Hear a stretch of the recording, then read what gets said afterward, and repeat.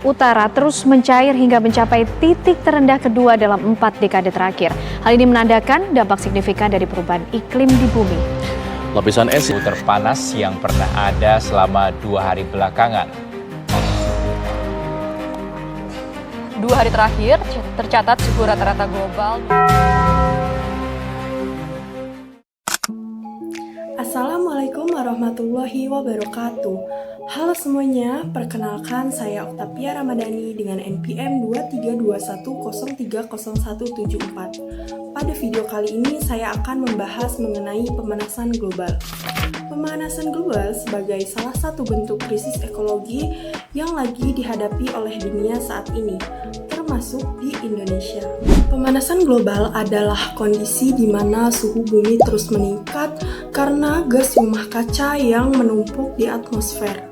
Hal ini disebut juga krisis ekologi karena dampaknya bukan cuma ke lingkungan tapi juga mengancam kehidupan manusia dan makhluk hidup lainnya. Dalam beberapa dekade terakhir, suhu bumi terus naik. Bahkan suhu global sudah meningkat sekitar 1,5 sampai 1,75 derajat Celcius dibandingkan masa sebelum industri berkembang. Dampaknya bisa kita lihat dari es di kutub yang mulai mencair, suhu laut yang makin panas, dan cuaca yang makin sulit diprediksi. Pemanasan global bukan lagi isu masa depan, tapi masalah nyata yang sekarang sudah kita rasakan, seperti cuaca ekstrim, musim yang nggak menentu, sampai bencana alam yang makin sering terjadi. Pemanasan global sebagian besar terjadi karena aktivitas manusia. Salah satu penyebab utamanya adalah emisi kendaraan bermotor yang menghasilkan karbon dioksida dalam jumlah besar.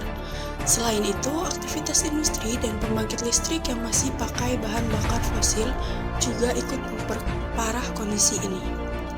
Selain itu, penebangan hutan juga jadi faktor penting, padahal hutan punya peran besar dalam menyerap karbon.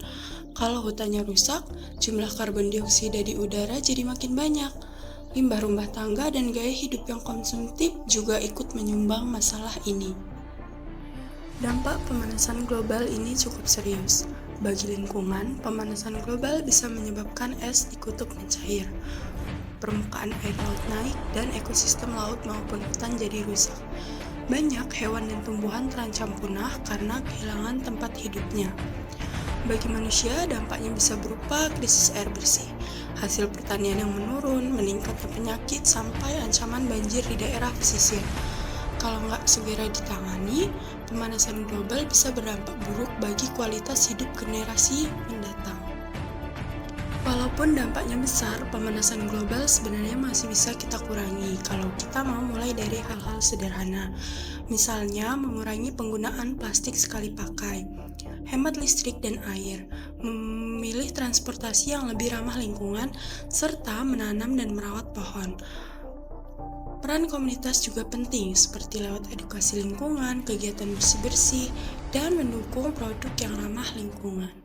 Yuk mulai peduli dari sekarang, karena menjaga bumi bukan hanya tanggung jawab satu orang, tetapi tanggung jawab kita semua.